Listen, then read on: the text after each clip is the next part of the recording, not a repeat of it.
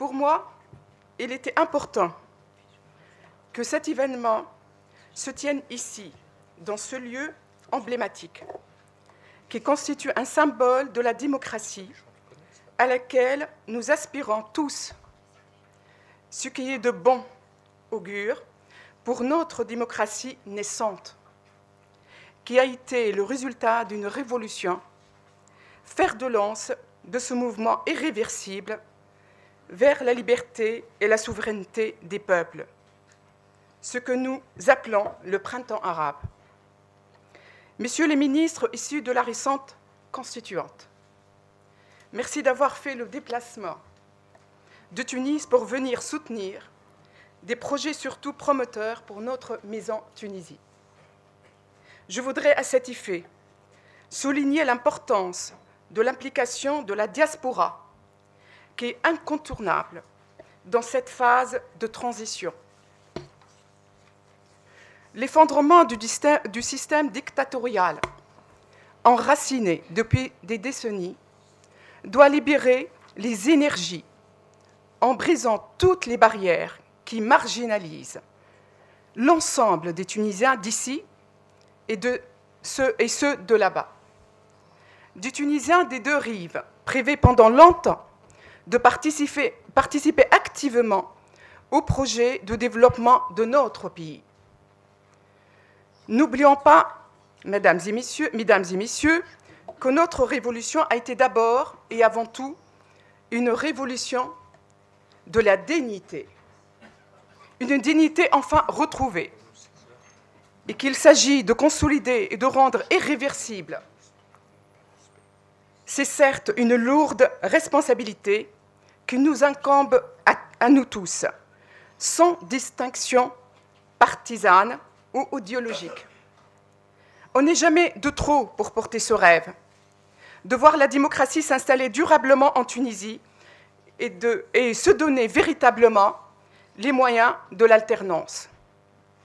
Cela étant dit, et au-delà des mots et des discours, je tiens à préciser, je ne suis pas une politique, je suis une femme pragmatique et de terrain, et c'est justement ce pragmatisme qui nous impose aujourd'hui d'avoir une vision réaliste de la situation économique de la Tunisie. Avec ses 11 millions d'habitants, la Tunisie est confrontée à un grave fléau, celui de la pauvreté. Des régions entières ont été délaissées et oubliées, des régions qui sont aujourd'hui plongées dans une précarité sans précédent. Cette précarité qu'on voit d'ailleurs à l'œil nu. J'ai toujours été sensible aux difficultés et aux conditions de prise en charge des personnes fragilisées et vulnérables, voire en détresse. Il s'agit pour moi, au-delà de la prise en charge médicale, de trouver les outils et les dispositifs adéquats pour une prise en charge matérielle de ces catégories-là. Alors, le droit de la santé n'était-il pas inscrit dans la Déclaration universelle des droits de l'homme? Les Tunisiens défavorisés n'ont-ils pas droit, comme tous les êtres humains, à des soins de qualité?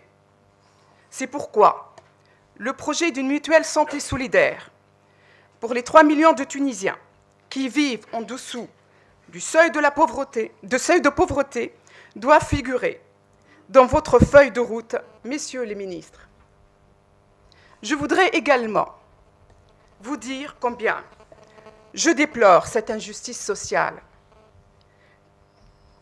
Car moi, en tant que franco-tunisienne, à 2 heures de mon pays natal, je ne peux tolérer, mesdames et messieurs, cette image de cet aspect de la Tunisie précaire, car mon pays de cœur mérite bien mieux. Et c'est possible.